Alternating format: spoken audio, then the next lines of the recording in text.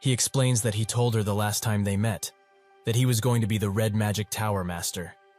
She can't seem to recall this event, as it's been too long, but she doesn't really care that much either. She looks at Eugene and introduces herself as Carmen Lionheart.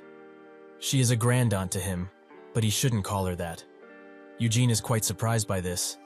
This woman is Gillard's aunt? Considering Robarian and Malekith, he's not that surprised that she looks so young.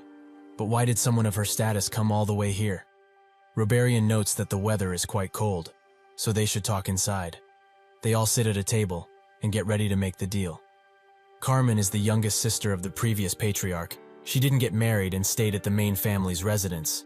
Then entered the Black Lion Order, where she's the third captain. Nathan is the 3rd Legion's vice captain and from a branch family. Pelago is just a mage, also from the 3rd Legion. He is from a rare magic branch family and in charge of the deal with Malekith.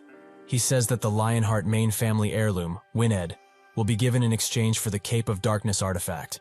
The deal is that for every year she keeps on to Wined, Eugene gets to keep the cape for a year, is that it? Malekith confirms it, and Pelago presents them with the contract he has prepared. Malekith takes her time reading it, and reads that in case Wined is somehow destroyed, she will pay the corresponding fees. What is that supposed to mean? Carmen, who was sitting at the window, says that her life would be the correct price. Wined is a treasure that nobody can put monetary value on, so if she wants to borrow it, she will also be risking her life in a way. Malekith notes that her life is also something that can't be exchanged for money. Carmen explains that here in Aroth, perhaps it is so, but that doesn't matter to the Lionhearts. Pelago says that she doesn't need to put her life on the line. He respects her greatly, as a mage, and doesn't believe she will make an amateur mistake during the process of forming a contract and break the sword. However, if the sword is somehow destroyed, they will discuss the problem then. Isn't that fair? Malekith notes that she doesn't like this one bit, and Carmen says that if she doesn't, she shouldn't accept the deal, as they don't need to lend her Winid, and are also here because of the Patriarch's orders. Malekith says that a certain someone might think they are here just for her, but their real reason is quite different. Carmen says she's right, as she has a more important issue to attend to rather than this trivial trade. She promised Balzac to meet in an hour, to discuss Iod's issue, and question the dark mage who helped him. Robarian explains that the last time he talked with Gillard, he said she would be following Aroth's laws regarding this, but her tone says otherwise. Carmen explains that even if the Patriarch said that, the Senate thinks otherwise, as this whole incident has sullied the Lionheart name quite a bit, so the Dark Mage must pay for it, one way or another. Eugene finds her pocket watch, and the size of it, quite hilarious, and Malekith is more forward, asking why she has a gigantic pocket watch, and why she's keeping a cigar in her mouth if she's not smoking it. Carmen dodges the question completely, and notes that she already got permission from Aroth's king, and the Parliament. So isn't it better for them to question him, rather than make things unnecessarily difficult? Eugene thinks that by permission, she means that they paid the Parliament a large amount they couldn't just ignore, to allow the Lionhearts to question the Dark Mage and punish him accordingly. Carmen asks what she's going to do with Winid, and Malekith thinks.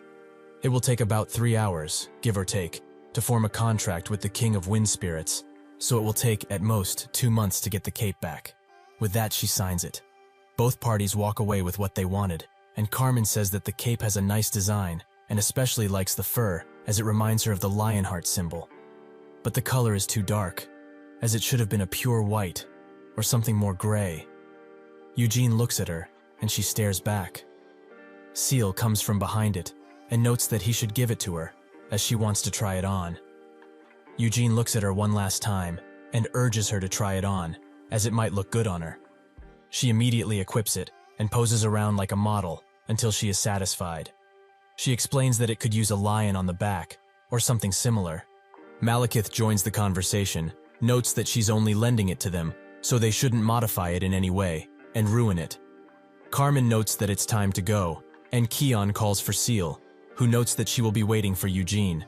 They walk the streets, and Eugene says that she should tell Kyan to get rid of the Bunny Ear Dirty magazine from his bed, as Nina knows about it, and he's afraid that soon, the maid uniforms will include bunny ears.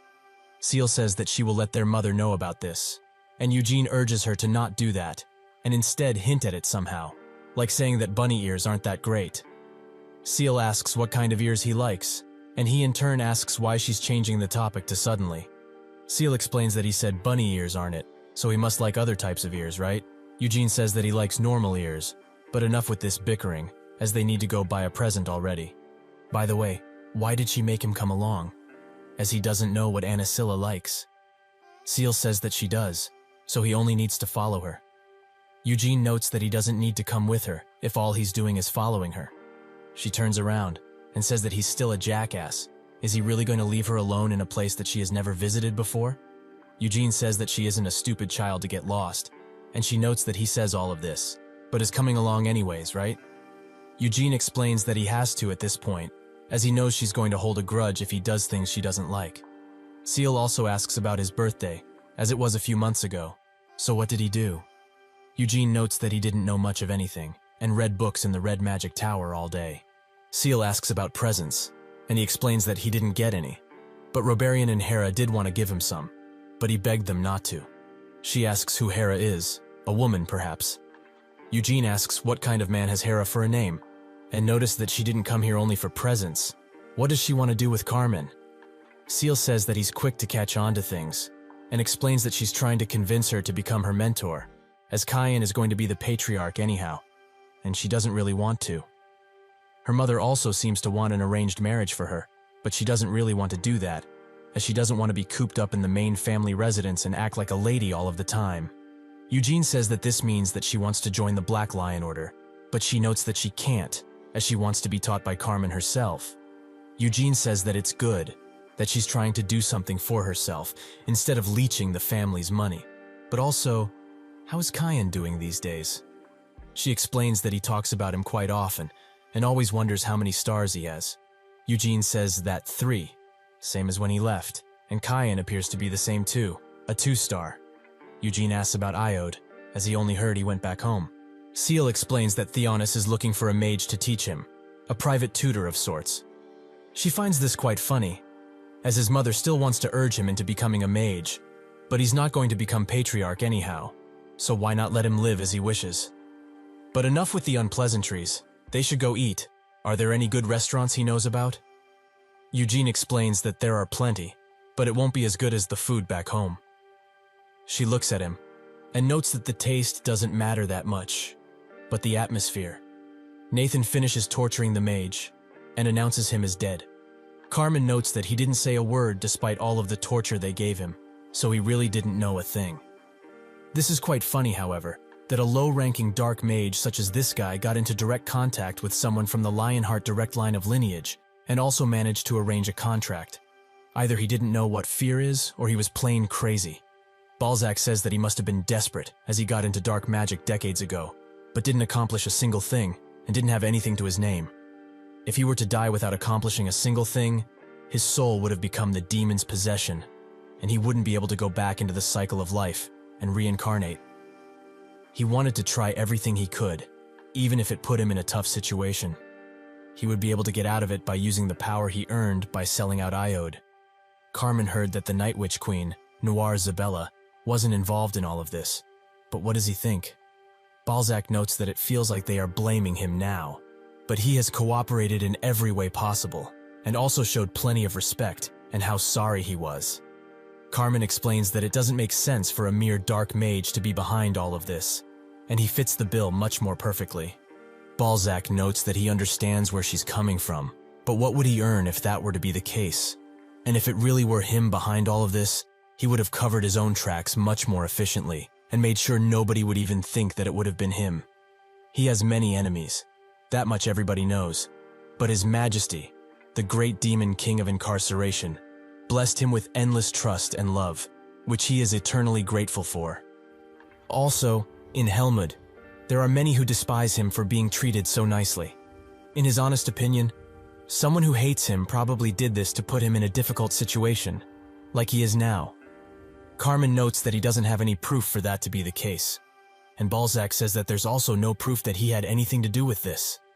He doesn't know how many times he has to say it wasn't him, but it's not just him that was put in a difficult situation because of this, isn't that right? Carmen says that he is free to talk about anything he wishes, but freedom comes with some responsibility. So, is he capable of taking that responsibility and facing the consequences of his words? Balzac explains that as a loyal servant of the great demon king of incarceration, he holds the Lionhearts very near and dear to him, as the great king himself does. That is why he apologized so sincerely and profusely, while also cooperating in any way he can. However, he is only human, and can't do anything about how upset he feels because of their baseless accusations. He, Balzac Ludbeth, Eroth's dark magic tower master and servant of the great demon king of incarceration, understands that they don't wish to show him an ounce of respect, but he will not tolerate endless insults. For his own sake and for his majesty, the demon king of incarceration